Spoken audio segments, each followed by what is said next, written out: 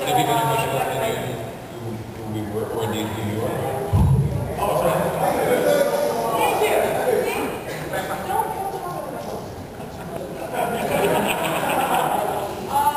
So yeah, I am Susan Hart. I am senior editor of Escapist.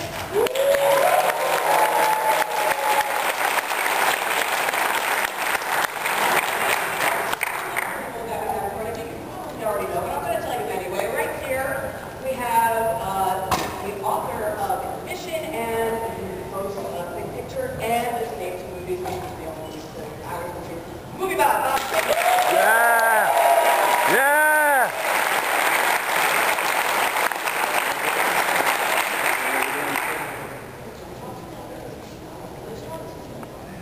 We have the author of Stolen Pixels, Shamus Plays, and Experience Wins, Mr. Shamus Young.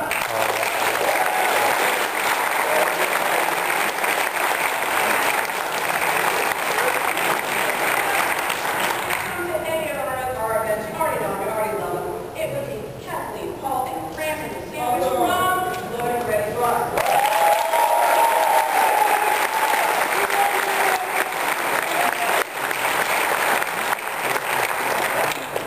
So, since all these really decided to show up, we thought we would give you guys the opportunity to ask them some questions, whatever you feel like. We've got two microphones over here, so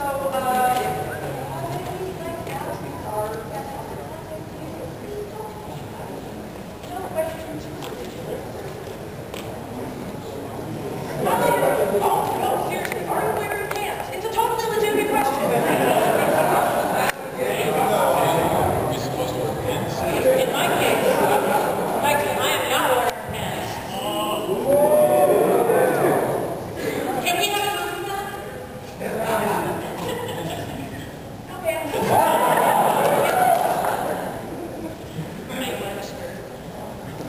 Hi, my name is Danielle, and I had a question that I think pretty much all of you can answer. Is there any time in your media that you've crossed a line and gotten in trouble for it? If so, crossed a line and gotten in trouble. Got in trouble for Escapist? Like from the audience? Or from anybody?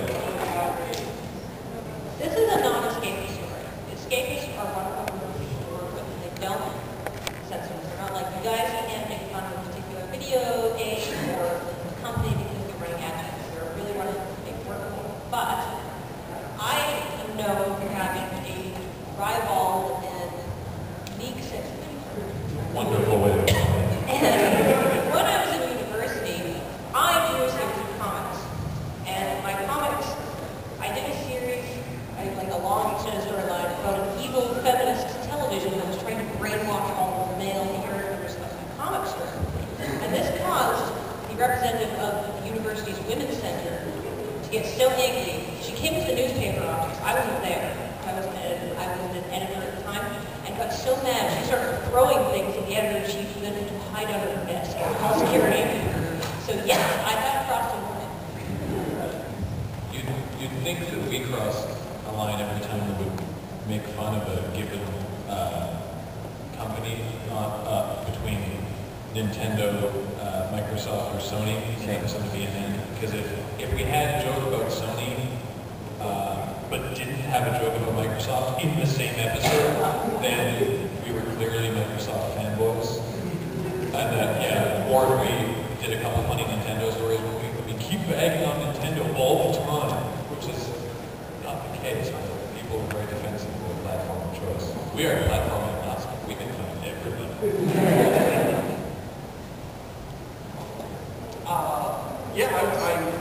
I crossed the line once. Again, wasn't at the Escapist stuff. I gave myself being at the Escapist, but I used to run a webcomic called Chainmail Bikini a few years ago.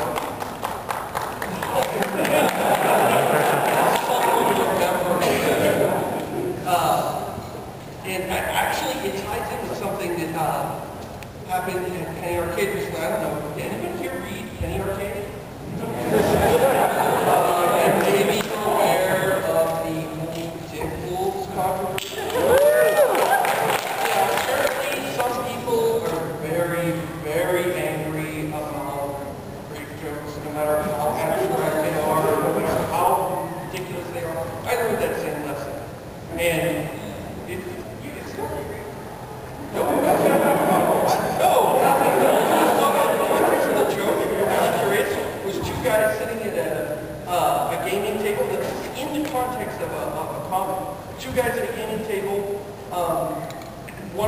made a joke about raping the other guy's character. It didn't actually happen in game. The DM didn't listen to any of it. But because those words were, and he never said word rape, he said, like, groped or something. So it wasn't even, it was just, he made a joke about groping this guy, because this guy had said that he was free. Never actually took place in this imaginary game. But even that mention upset people very, very much. And they let us know how upset they were for a long time. And they came out again. Legally, I can't get into too much. If it's too much detail, and again, this is a non-escapist related experience because they've been nothing but spectacular to us, as you can tell, big ups. But I was fired from my first professional job as a film critic. It was unpaid, it wasn't professional, on cable access TV for refusing to lie and give a positive review to Passion at the Price.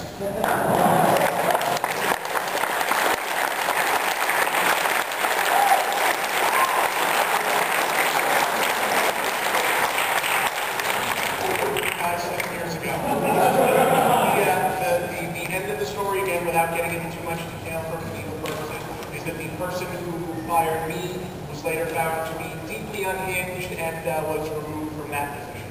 So I'd like to think I won that completely, completely pointless fight. Michael has had nothing to say to me. I'm sure he doesn't know who I am. I hope he doesn't because he has kind of a slightly more important job to do. I'd like to think that on the many things that will be distracting him from knowing what he's doing. I hope the director of Transformers is not sitting around about the laptop going like, oh my god, the internet's 75th most useless film critic thinks I'm a sucker. So he can snap his fingers and give us military term. In all seriousness, I've heard Michael is actually a really good guy. His movie's still terrible. He has no idea what he's doing. Et cetera, but I've heard he's a pretty decent guy. He gives to animal charities, et cetera. You can be a good guy with bad movies, though.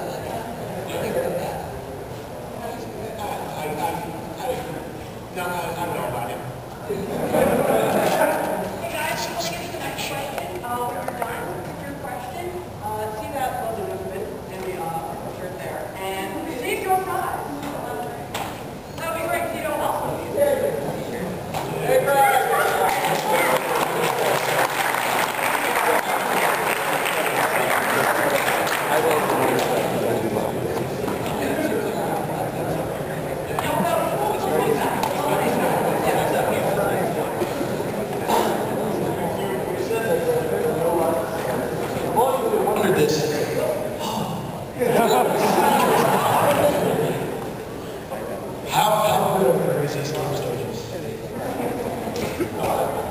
The craziest game stories we only have, like, probably the viewers, the escapists. I missed the last word. Orgies.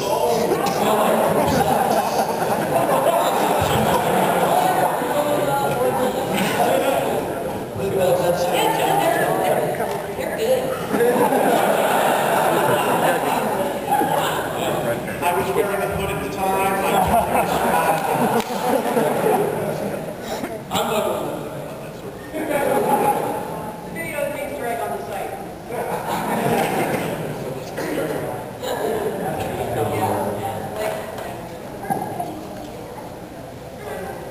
So, two quick questions. What do you think of the possibility of doing other crossovers with LoadingReadyRun with someone else on the Escapist? And since ENN got canceled, what's next for that format? Regarding crossovers, sure. If they're really interested. Yeah, we're not there's nothing stopping us from doing it. Bob, do you want to be in a video sometime? I'll do anything, man. Okay. With anyone, anytime. At some point, there'll be a MovieBob crossover. Sometime I'll do a voiceover for Boston. You live here. Yeah, just to rub it in someone's face. I get to take a train home and sleep in my own bed. There you go.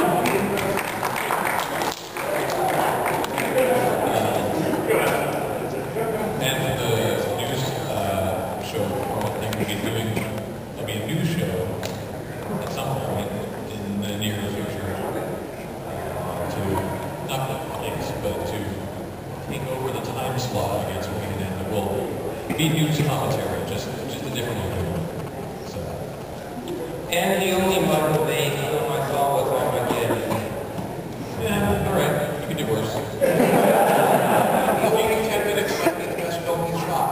I took a class at university on the end of the world. It was a class about apocalypse movies, and the teacher preferred Deep Impact to Armageddon. He described Deep Impact as a rich dark chocolate compared to Armageddon's caramel nut cluster. Which was enough to sell me out. My favorite end of the world movie would probably have to be Doctor Strangelove. Yeah. So, question for everybody. So you picked up on the Escapist. We thought you did movies, video game things, and then the Escapist did something unrelated to games. LoadingReadyRun has never been specifically about games, so we'll sort of back you all to the Escapist. That was my question. To this day, I don't actually know. Is this recording of it? Lean in. So you gotta get all up on that. Are we all good? Okay. To this day, I don't actually know what it is that the people in the Escapists watch that made them decide to email me. I'm assuming it was a couple of video reviews of movies that I threw up on my YouTube page. It was fun. A couple of months before I started showing up on the Escapists, but I'm glad they did. But I didn't reach out to them. They found me. So thanks, guys. Oh.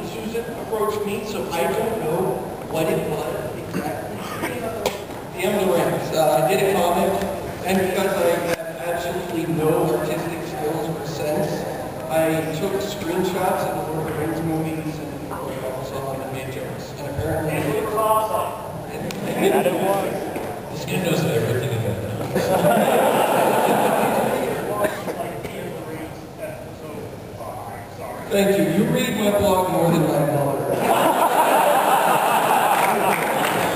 Thank you. So that's how.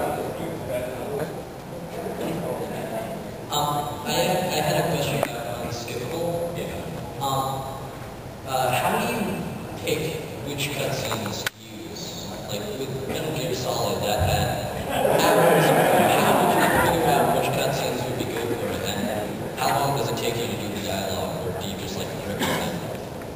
Well, I mean, in Metal Gear Solid case, that's just you start the game and we cut out the actual playing parts. But it wasn't a matter of total choosing. Well, no, with Metal Gear Solid 4, we did actually sort of we did pick and choose videos from the first act. We just sort of worked. That's actually the most just so that we can actually get through the first act. Yeah, that's the most 5 episodes. yeah, of that we've ever done. There's the first act had, which is the shortest act, I think, part of the analog is, I think, 40 minutes of cutscene, I think. So anyway, for a normal episode, there's a bunch of different factors about how we pick it. One is it's got to be a decent length. Like if it's a really short scene, just like 2.5 minutes, then it's not. You sort of feel like the film, it's hard to get into it. Like it's hard to sort of get into us riffing it.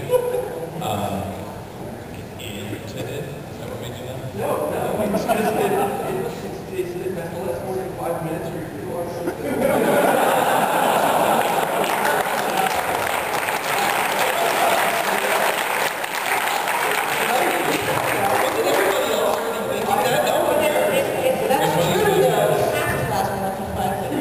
The funny thing is, if it's too short, then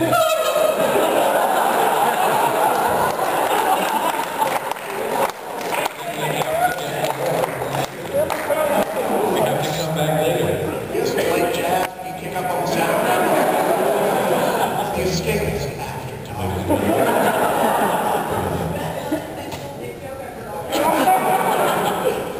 Take the tone down a little bit now.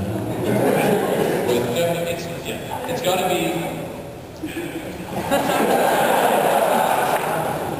It can't be so short that it isn't interesting. And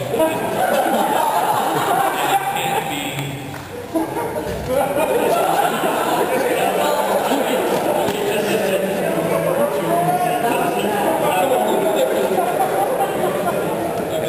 Well, I was originally trying to think of like the least interesting way to say it. And I'm trying to think of the most interesting way.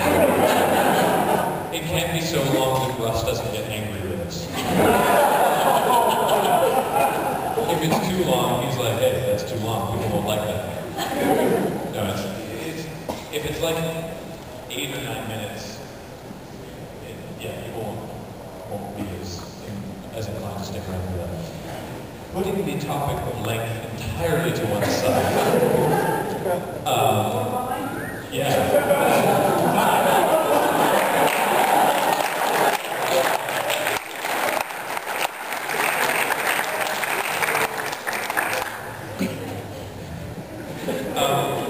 Because we want to use the first cutscene of the game. We want it to be what the people who made the game intended as their first impression, right? Because otherwise it would be unfair. If we pick a scene from the middle of the game, we might be making fun of stuff that isn't actually funny in the context of the game that you actually played up to that point.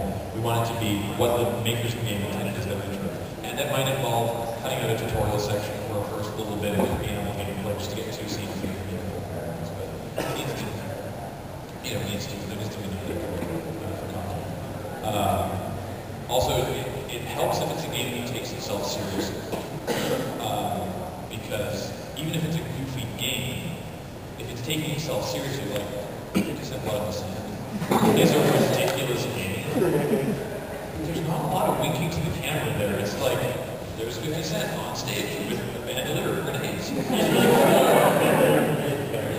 And so, if it's a game intended as a comedy, the one that we looked at that was too funny. Yeah, Red Alert 3, take out your boyfriend or large Russian ham. Yeah, you can't really, it's so obvious, if you make fun of Tim Curry for overacting in that, yeah. Because they would see the intro to Red Alert 3, it's like a live action disc, Tim Curry is using the worst accent imaginable. When we say that, boy, that sure is a lame Russian accent he's doing, as if he doesn't know.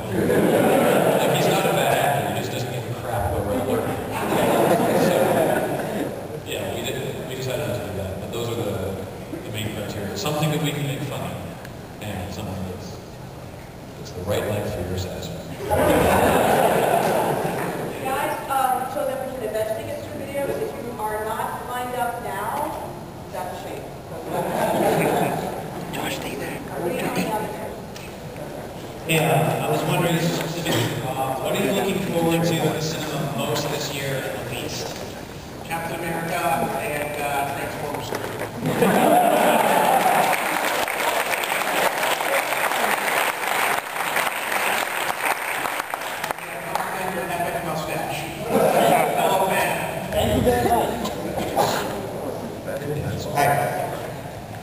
one of the reasons why people like The Escapist so much is because it takes gaming very seriously as part of the popular culture, but it hasn't yet reached the point of movies or television in terms of how seriously people take it.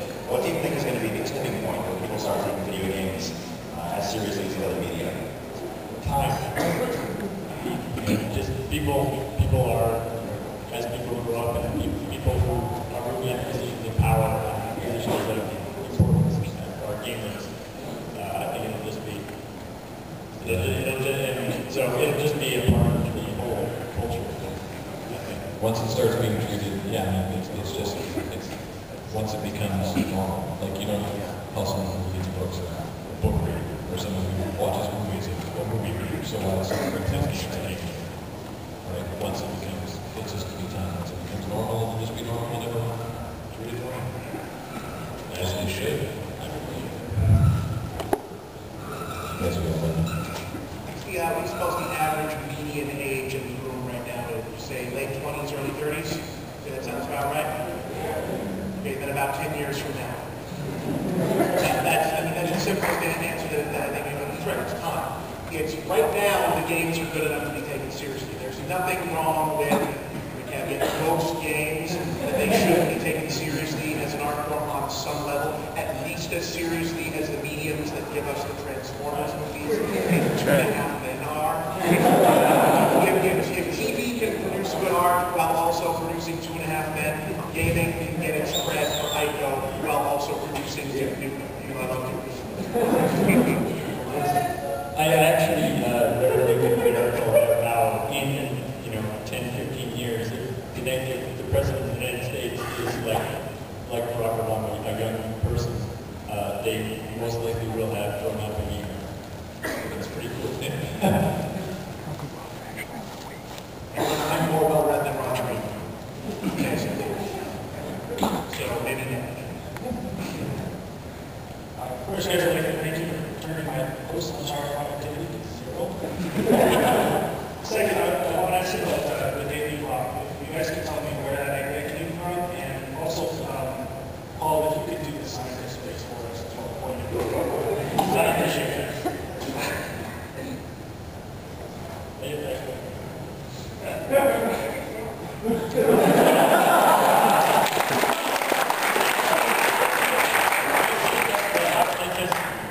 We were doing a bunch about all run through various sessions, right? So I would be with Jared, and Jared would be taking photos of people and next thing while we're sending the props up and the whole thing. And so I'd be sitting there with Jared doing it, and Jared would be like, no, you're showing too much emotion. No emotion. Something's not serious. Seriously. The idea is something that I wanted to do for a very long time.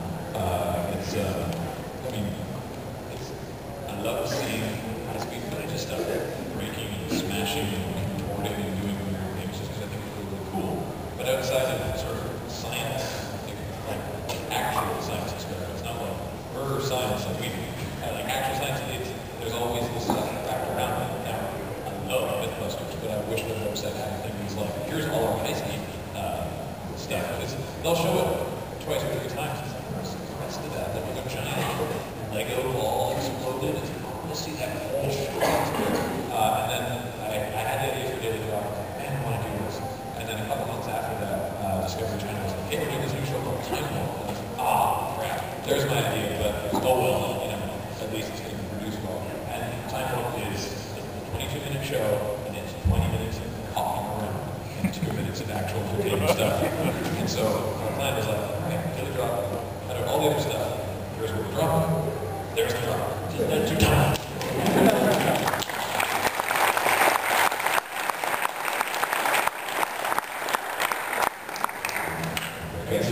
I guess first off, much like everyone else in this room, I'd just like to thank you guys for producing probably the most awesome content related to pop culture, or at least video games that's on the internet. I'm sorry, I'm not much over you guys, so I don't want to do your stuff, but The Escapist is like standard text avoiding fare, even though I've seen everything on it like 4 times. But my question actually stems from the fact that there's been sort of a lot of hullabaloo in the industry lately about sort of the control that publishers and developers have over the way information gets disseminated through the press. Most recently with the Black and White Review, where some of the information was embargoed, and I think IGN, they actually blacked out parts of their review because it was embargoed. I don't remember exactly how it worked, but there's been a lot of discussion recently about how publishers and publications interact. Do you feel like there's anything inherently wrong with the structure of that relationship, or do you feel like it's sort of healthy and fine as it is now? I think it's difficult. Like it's something that I think publishers always have to be aware of and be on guard against, is that the back and forth between the journalism aspect of it, which has to be, which in order to maintain credibility has to be as sort of pure as possible, and of course there has to be some sort of monetary stuff. And there has to be access to the game and all that kind of stuff. So there's a balance there, and I think as long as the journalism and the stuff is upfront about how that works and is aware of it and stuff, I don't have any problem. As somebody who worked as a journalist, like when I was in university, my first job was in a newspaper, and then I get a job in journalism. And so I moved into the PR side of things. I kind of know that as a journalist, you want to tell your story, you want to get your sources, and you want to do things independently to tell the best story you can. And as a PR person, that's what I do now, is that you don't want to tell people what to say, but you really want them to stick on script.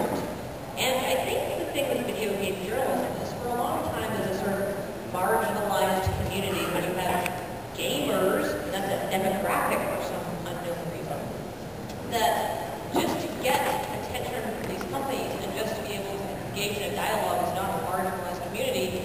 You had journalists who were more willing to be like, yeah, okay, we'll do an embargo, or yeah, we'll, give you a good review and stuff. And what I like about the Escapist is they have a lot of journalistic integrity, and they're not out that. Like I mentioned, one of the first things I think about censorship issue with the Escapist is they value independent voices and quality content over making sponsors. But I think as gaming moves into the mainstream and it becomes gaming news becomes something lots of people want to see and they want good independent coverage, I think sites like Escapist and people who value good journalism are going to rise above the press control, game content control that you get. Or when you have a community that says, I'm just really happy to work with you guys to get a free game, and you're having to be able to lift this stuff up with this company, which I have said as student journalism, like when I send this stuff to review, it's very hard to get negative review, and it's very hard not to even talk with that company. As it comes to the forefront, I think journalism will get its legs on mass. And I think you're seeing a lot of really good gaming journalism now that wouldn't have been out like maybe 5 or 10 years ago. Yeah. I think in general, I'm not, we're not really in the gaming press per se. All Escapist. From the outside, this seems to be, the onus seems to be on publishers, because more often than not, even if you do get the occasional exclusive, your website is going to be on the losing end of any site that doesn't get embargo. And you'd love to just be like, well, I was at the same event these guys were, why can't I just print my content? And then the publisher's going to be like, good for you, you're never coming to an event where it's a game. And I imagine that the press would like to see that all go away, but that's not really their call. Follow up real quick. Question, I'm sorry, I didn't catch your name. I'm Kathleen. Follow up to you. What you said, do you think that in 5 years, say, the big sort of names that we see in the gaming news world today will be replaced by sites like The Escapist, where they actually, there's a real emphasis on creating awesome content as opposed to sort of sometimes questionable quality content, like maybe students? Yeah. Coming for your job, Cessna. My background is not gaming journalism, and I write PR for a tech firm, so I can't really speak to it from a gaming point of view, but I think quality wins eventually. That's what I'd like to say. Awesome. Thank you. I want to add just one thing on that, to how you know it's getting better. Right now, this is a convention, this huge big thing, is based around two guys who wrote a webcomic that basically exists to dump on the publisher side of the industry and their various silliness. And all those top-level guys in games down in the exhibitors hall were fighting to get into this convention. Yeah. It's getting better. I'll follow up on one more thing.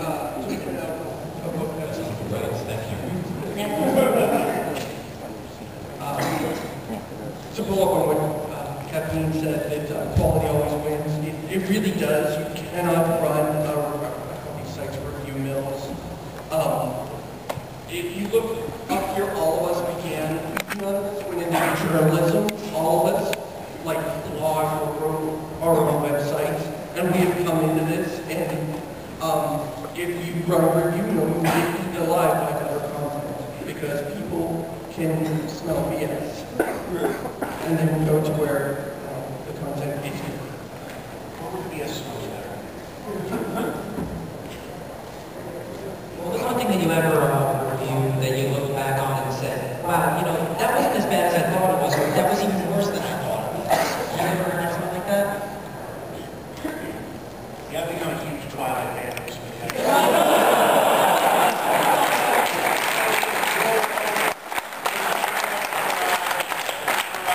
The next one is called Breaking Something. And I was like, oh no, I get it. It's so existential. So much depth there. Yeah. Hi, I have a question for Bob.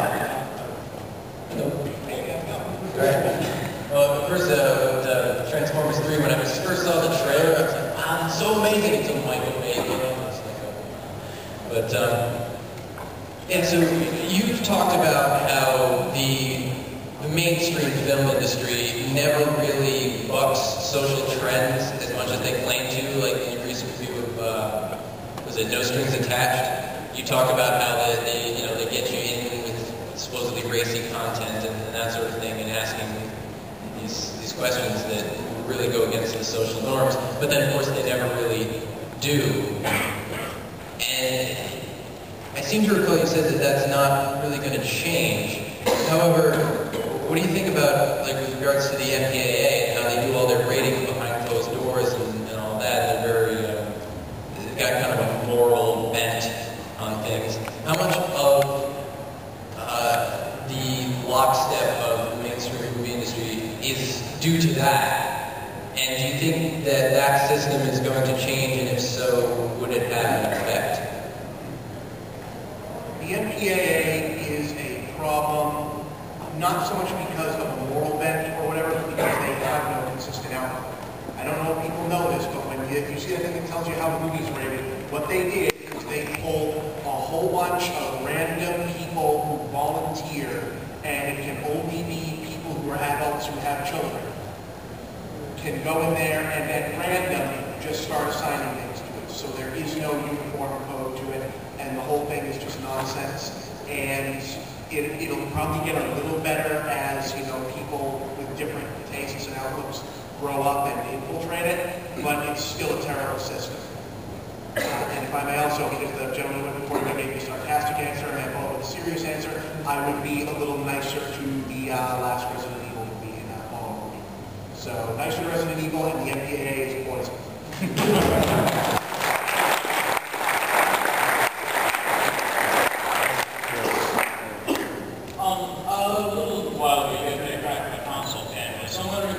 Excluding console fans, I think is what I think. What fanboys are the worst when you mock them, including on the Game Overthinker and 20-sided?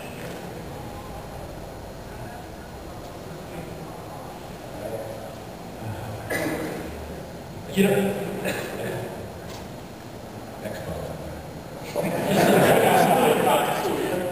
well, just fanboys in general, I always get the most poisonous, poorly written attacks from two things, and I think it's a dead tie between these two. Would be anything regarding Halo. And if you want to write something negative, first of all, it would require you reviewing Halo. Everybody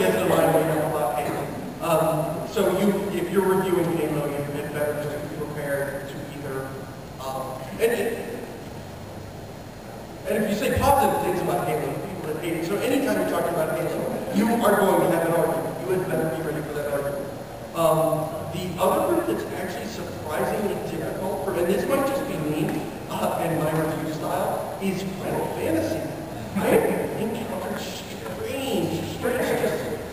If you have anything that doesn't meet this sort of Final Fantasy dogma, you sort of deviate, there is a certain level of indignation and rage that's surprising for such a, I would consider it a much more lighthearted, not nearly as hardcore, not nearly as macho as Halo. Final Fantasy is almost something I would expect to kind of have a more sense of whimsy about it. The fans can, when they're mean, they can be very mean.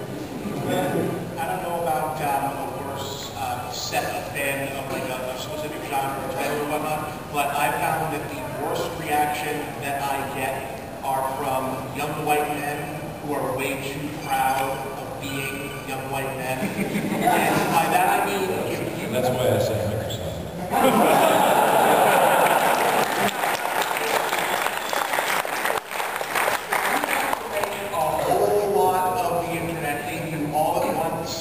Point out something that may be overly anti-woman, anti-minority, or anti-black in a game, or anti-gay in a game that should know better, and you will get a million and one things of people telling you, oh my God, stop being so politically incorrect, stop being such an Obama guy, stop telling us to feel bad, I never owned a slave, why should I care about what the people for?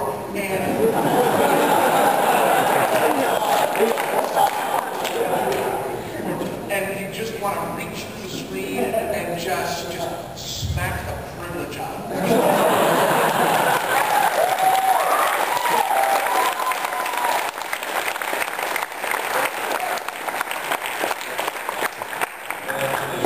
That actually segues perfectly what I was going to say, because we had, because like I said, you know, we've had like people rail on us from all three camps, just as vitriolically, but Sony and Nintendo are Japanese, so Xbox fanboys can't get racist. That's why I think they're worse. Yeah, I could say that. Yeah, that was. But if that's the same part, no, you know. And I'm done beating that horse. I like to think I won. Because admittedly, she just said The Expendables. When's the last time anyone thought about that movie?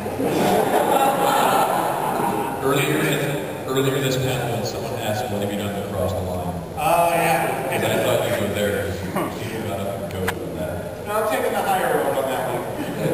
I've got my web traffic on that, so.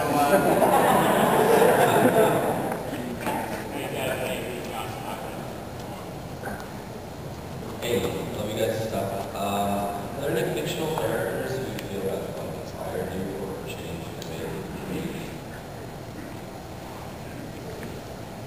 Lord Krang. Because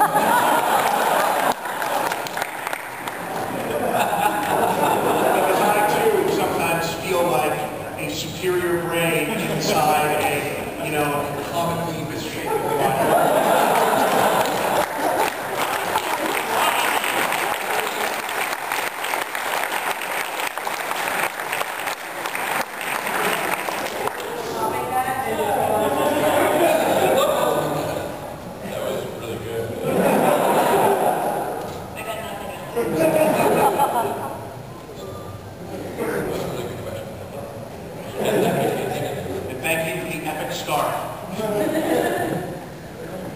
So unfortunately, I kind of just stumbled in here and I've never heard of you before. But elaborating on our question, do you feel like really shitty games help push really good games as a market, or do you think it acts as a deterrent for the whole industry? The reactions help more than anything, I would say. As someone who, you know, knows very little about the production side of games, but, you know, knows the movie side of things, if people react to shitty games like they're shitty games, that helps. You know, when Daikatana comes out and doesn't sell, we all benefit from that. When DOA Volleyball comes out and even I buy a copy, then I'm part of the problem.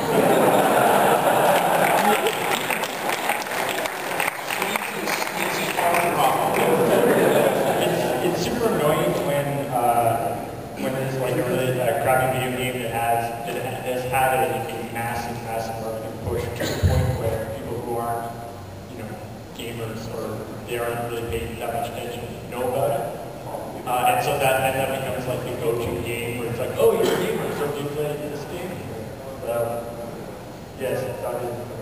Thank you. I always make Kane and Lynch looking after that. Yeah. It is like I look at Kane and Lynch and I realize, wow, just for the marketing budget for that game, you could make a really good game. So I get bitter about it. I don't think that helps. Can I be slightly contrarian? Okay. I don't really consider, like, I have a pretty high standard for a good game.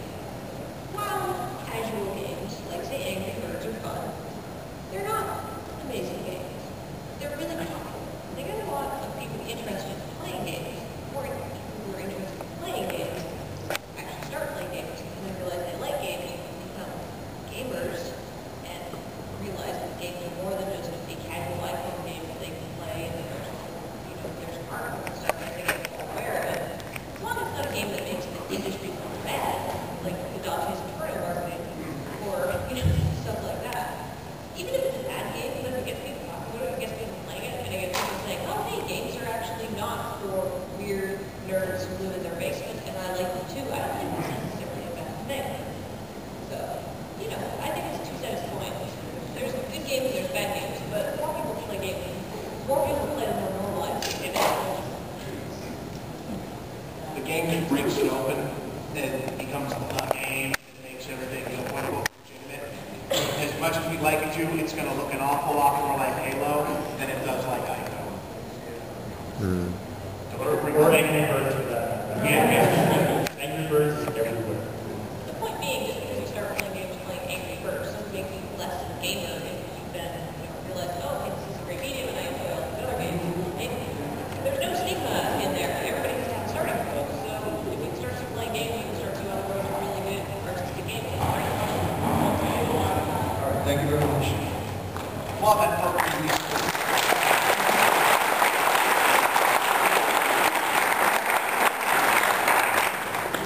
Hi guys, first off, you're awesome and you're awesome. And I have a question for MovieBob. In a lot of your reviews, you focus on not just the story and reviewing them, but the story behind how movies or the thought process of comics came out. And I was just wondering, how much time do you spend researching that, and have you just gotten to include it in the details? Oh, that's a good question. It's also kind of hard to answer because I don't really do a lot of research outside of checking what everyone's name is, and even then I get that wrong half the time. Ask my producers. But the thing of it is I'm constantly reading movie websites, not even just as part of my job. I was constantly, looking for news and whatnot. So like by the time one of these comes out, I kind of know it just by following it. Sometimes I look it up because I want to know if it's something that comes out of the blue. Like I wasn't a critic when the first Tyler Perry movie came out, and I went to see that movie completely blind.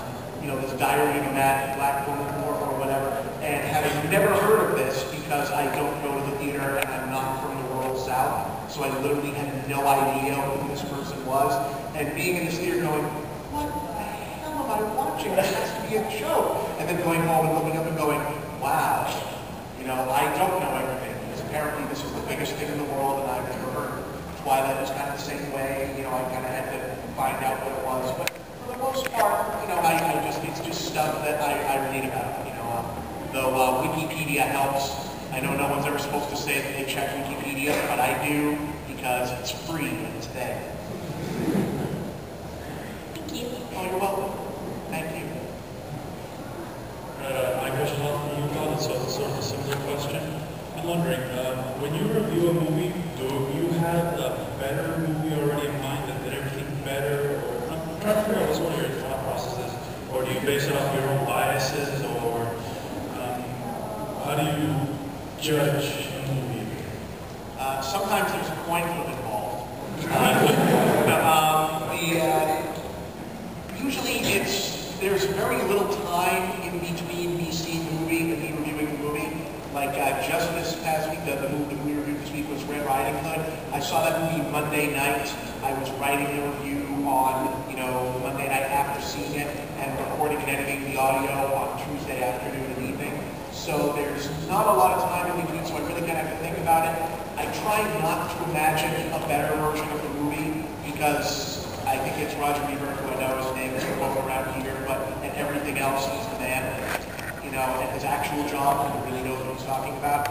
And one of his rules is never review the movie you want to review the movie you have, because otherwise you'll always be disappointed.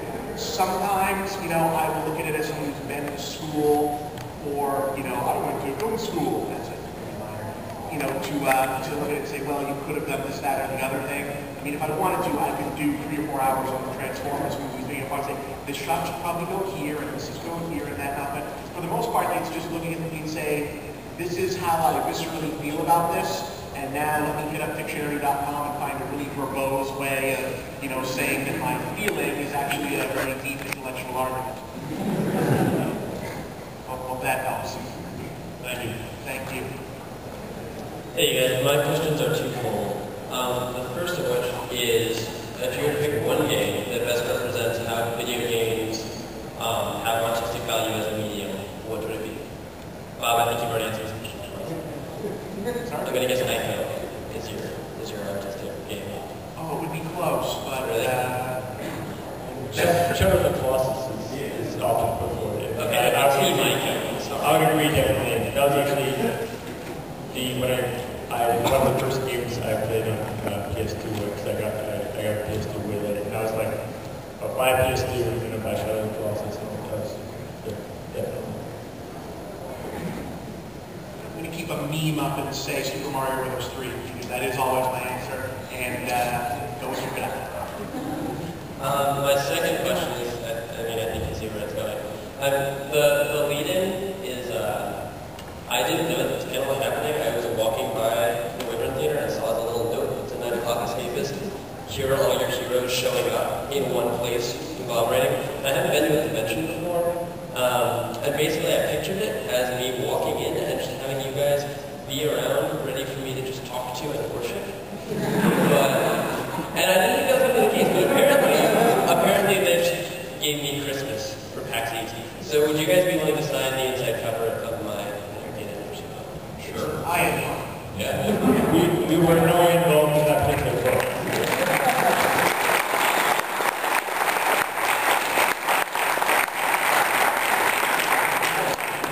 Quickly, in response to your last question, Carol, Shin Megami Tensei Nocturne, this is what?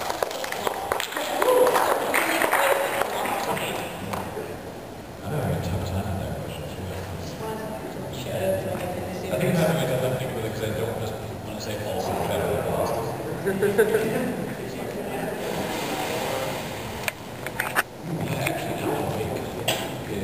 I know not a lot of people play it because it's a lot of fun and it's some of the most amazing storytelling I've seen in the game. Like it's really, really great level. How many people played it by the way? I played it last week. Alright, it's good, eh? Yeah, Yeah. I really like it. Throughout the game you find these pages that are a story that the character has written. And, okay, cool. And sometimes they're describing what's happening to you right then in the game. And sometimes they're describing things that have happened to you, but fleshing it out more. And sometimes they're describing things that haven't happened yet. And that's a lot of fun. Because you're walking through the forest, you've got a flashlight, it's dark, freaked out, you pick up a page, it says, then he narrates it, it says, down slogging through the forest, the flashlight grew ever heavier in his hand. He wondered how he would be able to keep up his pace. And then he ran a chainsaw. And you're like, and for the next, like, 10 minutes, you're just like, and you hear chainsaw attacks you. It's just wonderful stories. I highly recommend that game.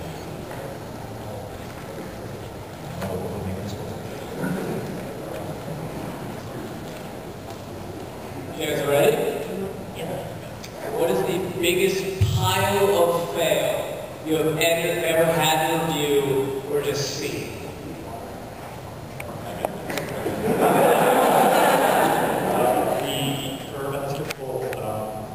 Zoids assault.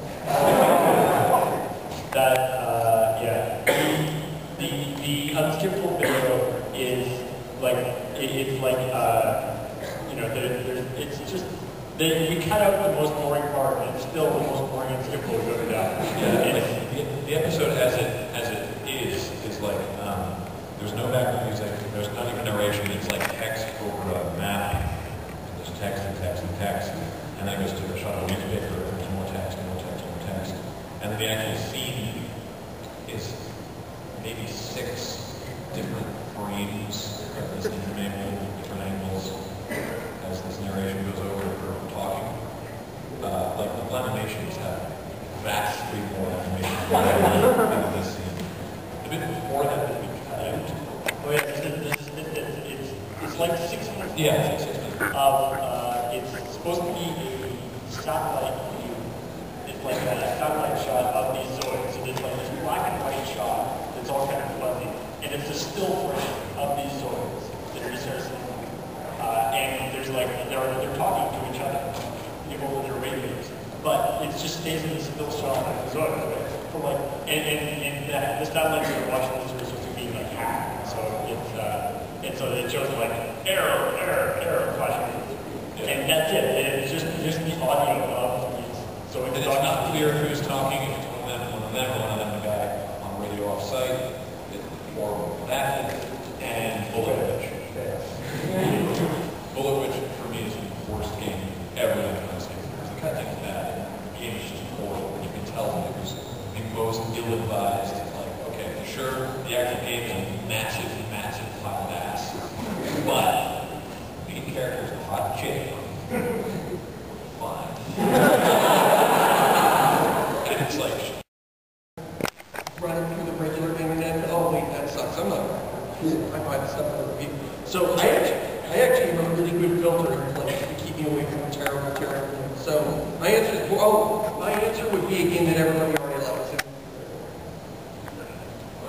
What? I don't know, Kane Lynch. I mean, Kane Lynch is not a horrible port. It's nothing like that. It's just a boring, uninspired game. You know, who will go ahead and play a boring, uninspired game? That's Saw the spirit. Okay, I got nothing else.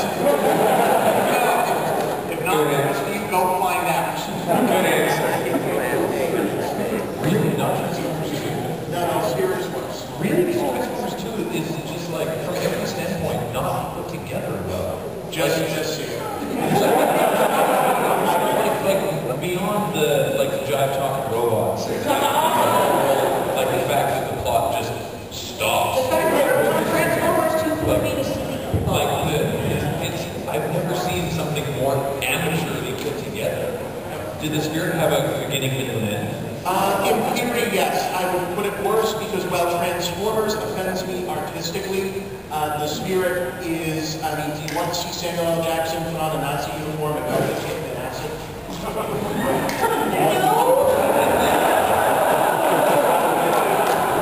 And yes, you see it. But they call you though. Yes, I know. Why would you do that? Because Frank Miller is a horrible person and he hates you. I want to see that more than I want to see Shia LaBeouf make out with a sex bot. Just tell me that afterwards. Well, I was trying to ask that question before, but continue from that question. What's the one thing you guys are reading that's coming up this year in the near future that you just want to tear to shreds? Well, it's something that's coming out that we want to tear apart. Yes. I mean, we don't review that. I saw I'm looking forward to the Darkness too. I saw that on the Turning is the Darkness. Yeah, so we don't review stuff, but I'm hoping that's how that comes out. Who's keeping score over Men's Unstickable? That's where we, and that's the next time I die, Joe started. It was the first Darkness.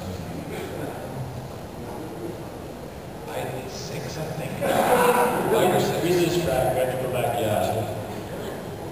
the worst thing about this is that because I know MovieBob, I am so looking forward to Transformers 3. I cannot wait for you to see it.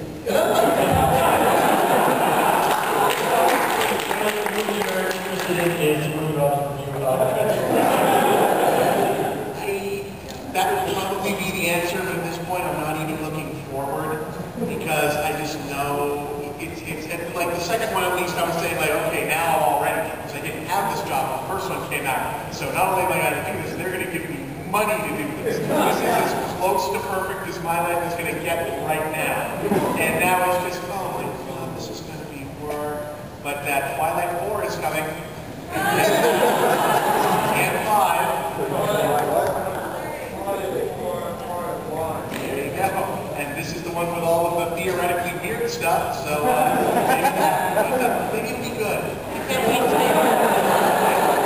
I am professionally obliged to keep an open mind and not prejudge things, so it's entirely possible that those will be good.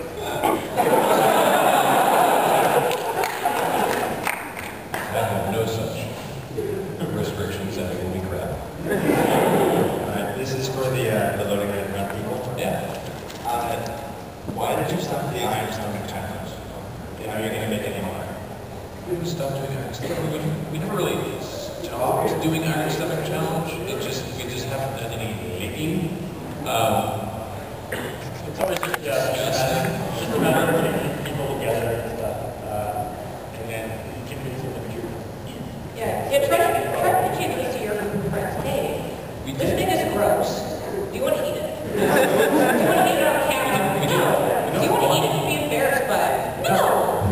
We've got one somewhere that we haven't edited because we don't know what the footage is, but it was myself, Paul, and Jeremy taking like 7 different energy drinks and buying them in a bowl. Well, that little bonus one of the foam came from the double shot because it has milk in it. Yeah. And one of the drinks was citrus based. I mean, in these sort of the various living situations of the different people involved have changed. Like, I think when Kelly Morgan and you all live together, it was a little bit easier to get. Well, because that kitchen was a pile of crap anyway, nobody cared. Now it's like, yeah, I love doing Iron Stomach Challenge. It's not a my house. Yeah. So, we still have a great market for it, though, so I'm sure it'll show up in some form. Thank you. Thank you.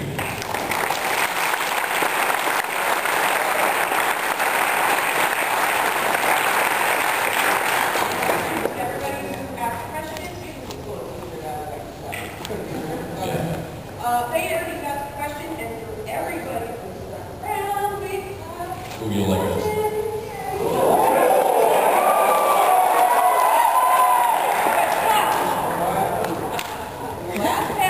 Yeah, John Jordan.